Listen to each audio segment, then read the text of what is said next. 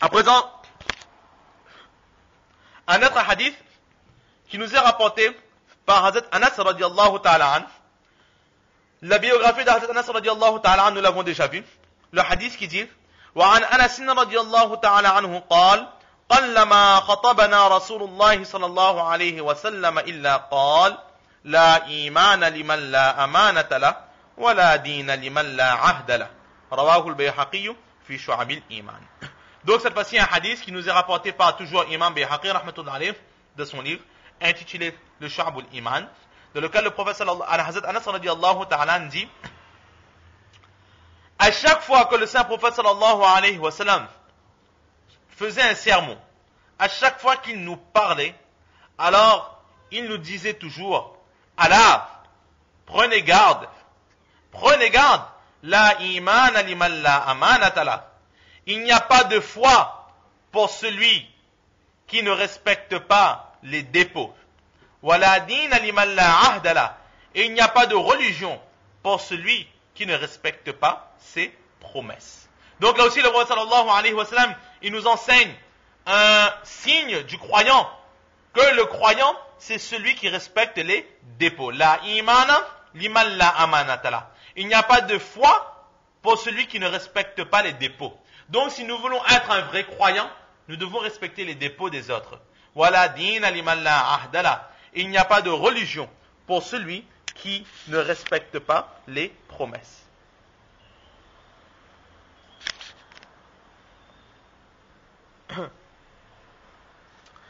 Alors,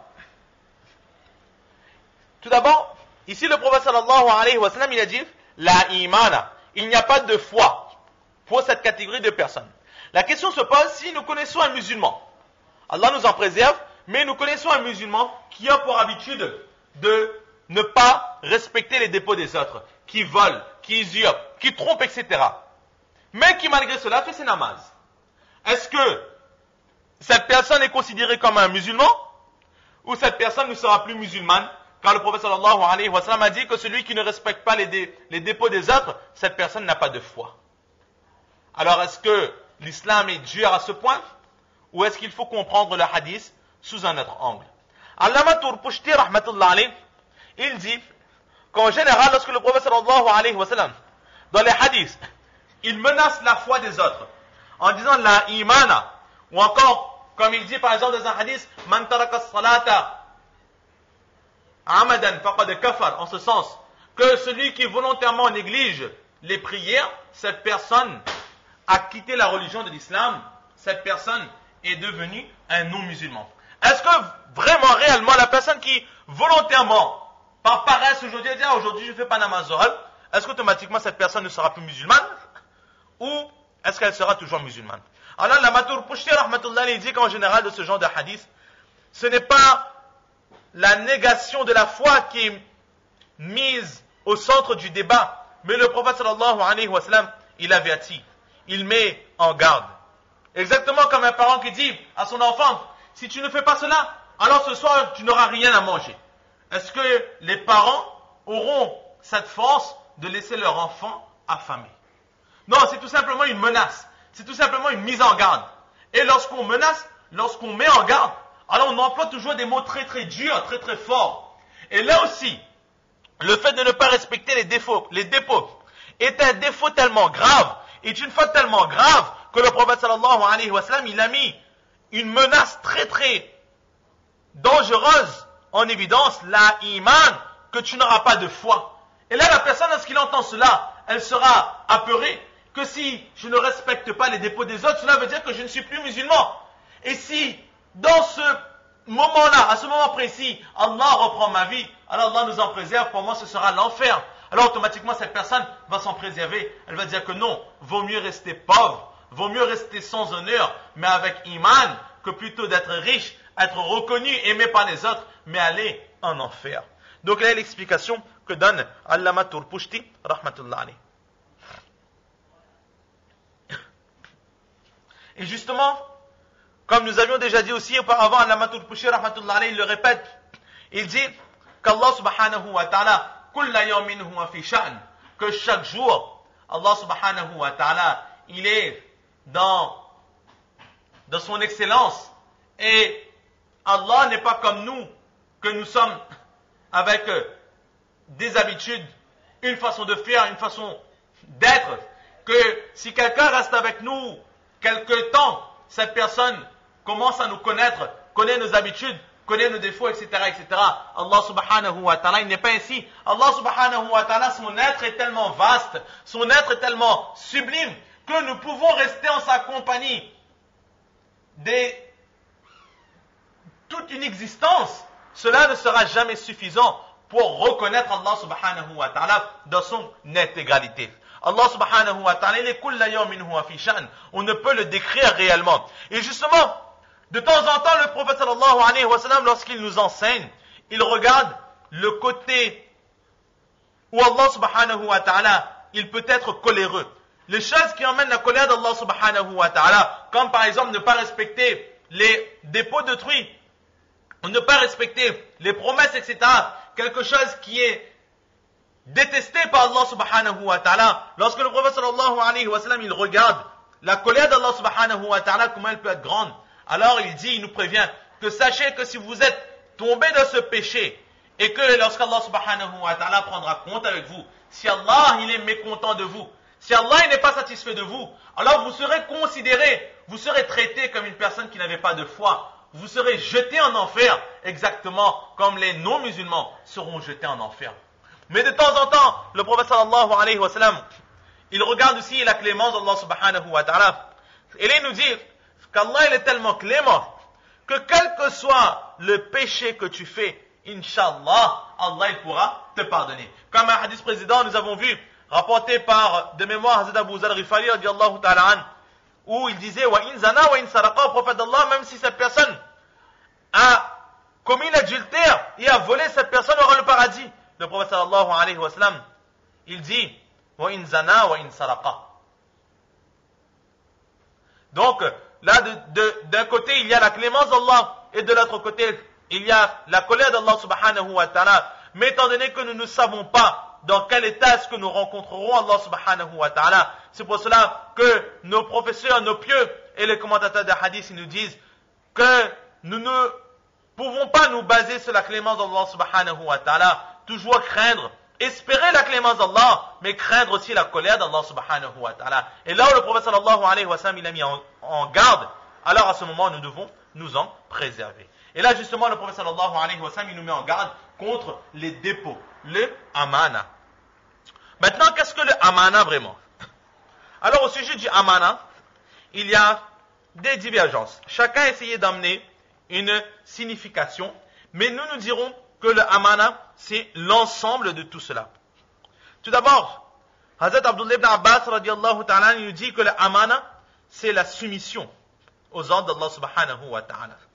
Dans le Coran, Allah dit Inna aradna al-amanata ala as-samawati wal-ard, jusqu'à la fin du ayat, que nous avons déposé un dépôt dans les cieux, la terre, les montagnes, etc. Toutes les créatures ont refusé de prendre ce dépôt, mais l'être humain l'a accepté. Et ce dépôt, c'était quoi? C'était la religion de l'islam, c'est la soumission devant Allah subhanahu wa ta'ala. Donc le hadith qui veut dire, celui qui ne respecte pas les droits d'Allah subhanahu wa ta'ala, celui qui désobéit à Allah subhanahu wa ta'ala, cette personne, sa foi est en danger, son iman est en danger. Toujours rapporté par Abdullah ibn Abbas radiyallahu ta'ala qui dit que le dépôt, ce sont les obligations qu'Allah subhanahu wa ta'ala a déposées sur nous. D'autres personnes disent que le dépôt, c'est au sujet des femmes, que les femmes préservent leur pudeur, que les femmes préservent leur honneur, que les femmes se préservent de l'adultère. Ne provoquent pas non plus les hommes étrangers, et elles aussi, elles se préservent de l'adultère, les yeux, l'ouïe, l'odorat, les membres, la pensée, etc., etc.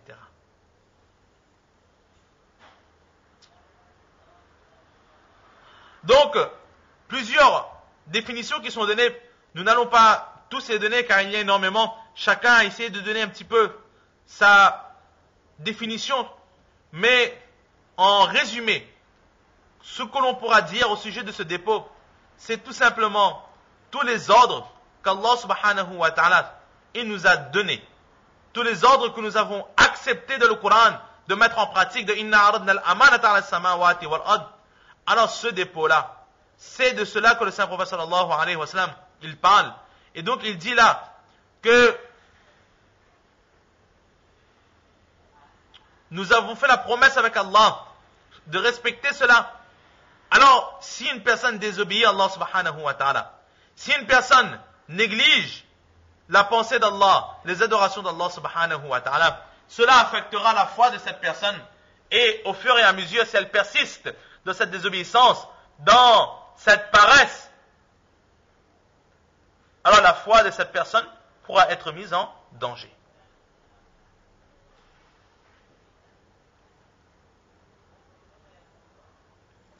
Maintenant, dans ce cas, si le amana, ce dépôt-là, signifie l'obéissance d'Allah subhanahu wa ta'ala, pourquoi est-ce que le prophète sallallahu alayhi wa sallam, il n'a pas tout simplement employé un terme comme ta'atullah, l'obéissance d'Allah? Pourquoi est-ce qu'il a employé le mot amana? Ben, ici, le prophète sallallahu alayhi wa sallam, il veut nous faire comprendre quelque chose. Exactement comme un dépôt. Que ce soit au niveau religieux, au niveau islamique, ou au niveau logique, tout le monde, normalement constitué, dira que lorsque nous avons le dépôt d'autrui chez quelqu'un, lorsque quelqu'un nous a donné un bien lui appartenant, nous l'a confié, avec cette recommandation de surveiller ce bien, alors chacun dira que nous devrons, si nous acceptons cela, alors nous devrons respecter les conditions, surveiller ce bien, et lorsque cette personne viendra récupérer son bien, nous aurons l'obligation de le lui rendre. Mais de la même façon, Allah subhanahu wa ta'ala nous a donné un dépôt. C'est son obéissance. Obéir à Allah subhanahu wa ta'ala. Et à un moment donné, Allah subhanahu wa ta'ala, il viendra récupérer ce dépôt. Dans le Coran, Allah subhanahu wa ta'ala, il dit Inna Allah ashtara minal mu'minina anfusahum wa amwalahum bi'anna lahumul jannah. Qu'Allah, il a déjà fait une transaction avec le croyant. Il a acheté la foi, les biens de ce croyant. Contre quoi? Contre le paradis. Allah, il a dit, je vous donne le paradis en échange, vous m'offrez votre foi. C'est-à-dire, vous m'offrez une adoration complète, une soumission complète. Donc Allah subhanahu wa ta'ala, il nous a placé cette soumission comme un dépôt. Et comme nous l'avons dit que le dépôt, nous devons absolument le respecter, sans quoi nous sommes en faute. Alors cette foi, ce iman, cette vie, c'est un dépôt de la part d'Allah. Exactement comme le dépôt normal, nous devons le respecter. Ce dépôt-là aussi, nous avons pour obligation de respecter. Et le respect de ce dépôt, c'est quoi? C'est la soumission, l'acceptation des ordres d'Allah subhanahu wa ta'ala. Et ensuite, le prophète sallallahu alayhi wa sallam, il continue. Wala dina liman la ahdala. Il n'y a pas de religion pour celui qui ne respecte pas ses promesses. Alors là aussi, c'est quoi? Est-ce que si quelqu'un a pour habitude de ne pas respecter ses promesses, est-ce que sa foi le quitte ou cette personne est toujours considérée comme un musulman? Alors là, il faut voir de quelle promesse est-ce que le prophète sallallahu alayhi wa sallam fait allusion. Si le prophète sallallahu alayhi wa sallam fait allusion